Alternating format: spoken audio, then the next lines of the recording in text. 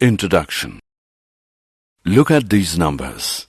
Do you know what do we call these numbers? These are the real numbers. Teacher, is an irrational number is also a real number? Yes, an irrational number is also a real number. A rational number or an irrational number is called a real number. Today we will learn more about rational as well as irrational numbers. Objectives. At the end of this lesson, you will be able to define irrational numbers, show whether the number is irrational or not, explain rational numbers and their decimal expansions, convert the rational numbers into decimal expansion. Revisiting irrational numbers. We know that rationals and irrationals together made up the real numbers. A number S is called irrational if it cannot be written in the form P upon Q, where P and Q are integers and Q is not equal to 0. Irrational means not rational. The most famous irrational number is square root 2. Other examples are pi, which is equal to 3.141592 and 0.1110111101110 and so on, etc. Theorem related to irrational numbers. Theorem. Let P be a prime number. If P divides A square, then P divides A, where A is positive integer. Let us prove this theorem. Proof. Here we will firstly find the prime factorization of A. That is, A is equal to P1, P2, so on till Pn, where P1, P2, and so on till Pn are primes, not necessarily distinct. Therefore, A square is equal to P1, P2, and so on till Pn. P1, P2, and so on till Pn is equal to P1 square, P2 square, and so on till Pn square. Now, as it is given that P divides A square, therefore, from the fundamental theorem of arithmetic, we can say that P is one of the prime factors of A square. Also, we realize that the only prime factors of A square are P1, P2, and so on, Pn. So, P is one of the P1, P2, so on till Pn. Now, since A is equal to P1, P2, so on till Pn, we can say that P divides A. Theorem.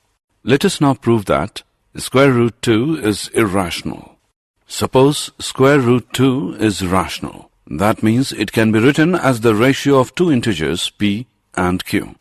Square root 2 is equal to P upon Q, which is equation 1, where we may assume that P and Q have no common factors.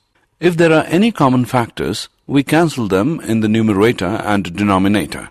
Squaring in 1 on both sides gives 2 is equal to P square upon Q square, equation 2, which implies P square is equal to 2Q square, equation 3. Thus, P square is even. The only way this can be true is that P itself is even. But then P square is actually divisible by 4, hence Q square, and therefore Q must be even. So P and Q are both even, which is a contradiction to our assumption that they have no common factors. The square root of 2 cannot be rational. Example. Let us solve an example now. Prove that 1 upon square root 2 is irrational. Proof. Let us assume to the contrary that 1 upon square root 2 is rational.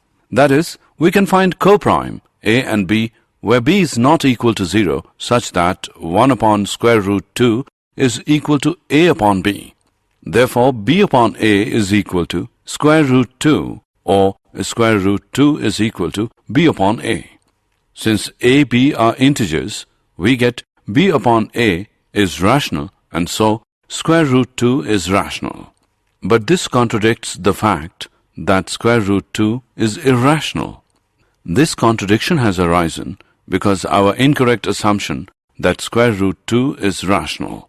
Example. Prove that 7 square root 5 is irrational. Let us assume to the contrary that 7 square root 5 is rational.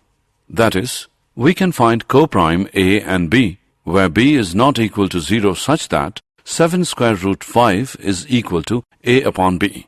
Therefore, A upon B upon 7 is equal to square root 5 or square root 5 is equal to a upon b upon 7.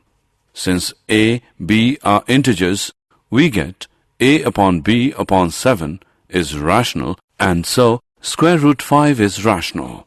But this contradicts the fact that square root 5 is irrational.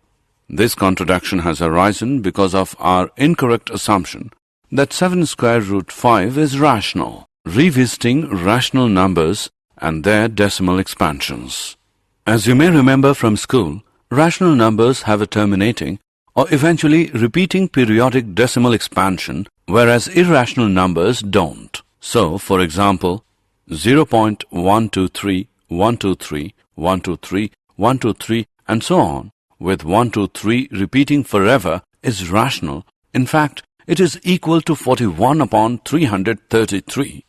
Whereas something like 0.1, 2, 3, 4, 5, 6, 7, 8, 9, 10, 11, 12, 13, 14, 15, and so on, which will never repeat, is irrational. Terminating decimal. If the number of digits after decimal is finite, is a terminating decimal. Example, 2.57, 3.1925, 0.333. Non-terminating decimal. If the numbers of digits after decimal are infinite, then it is a non-terminating decimal. Theorem related to rational numbers and their decimal expansions. Let x be a rational number whose decimal expansion terminates. Then x can be expressed in the form p upon q, where p and q are co-prime and the prime factorization of q is of the form 2 raised to the power n, 5 raised to the power m, where n, m are non-negative integers. For example, 0.1837 can also be written as, we know that the rational number p upon q can be converted into decimal representation by using long division method by dividing p by q. Look at this example now.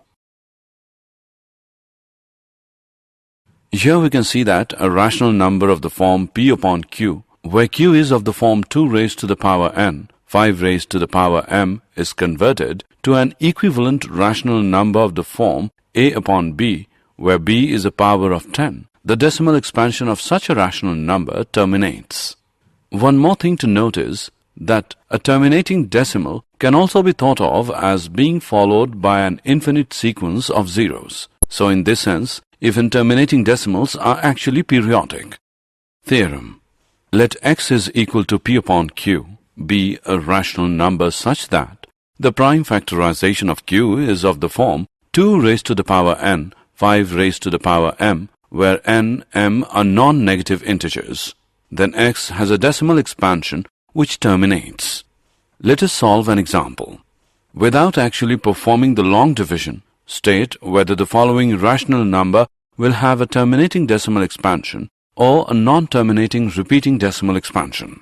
13 upon 3125. We can write it as 13 upon 3125 is equal to 13 upon 5 raised to the power 5. Here q is 5 raised to the power 5, which is of the form 2 raised to the power n, 5 raised to the power m, n is equal to 0, m is equal to 5. So the rational number 13 upon 3125 has a terminating decimal expansion.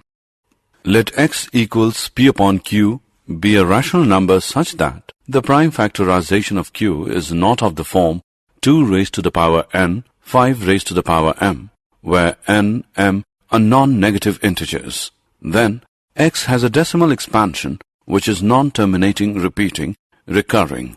Let us now write the decimal expansion of 17 upon 8. Similarly, decimal expansion of 15 upon 1600 is 0.009375. Did you know? The word algorithm comes from the name of the 9th century Persian mathematician Al-Khwarizmi. Even the word algebra is derived from a book he wrote called Hisab al-Jabr wa al-Muqabala. Summary. Let us summarize what we have learned. Let x be a rational number whose decimal expansion terminates.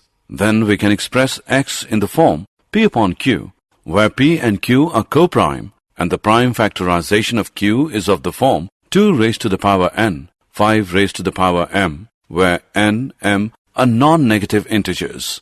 Let x is equal to p upon q be a rational number such that the prime factorization of q is of the form 2 raised to the power n, 5 raised to the power m, where n, m are non-negative integers. Then x has a decimal expansion which terminates.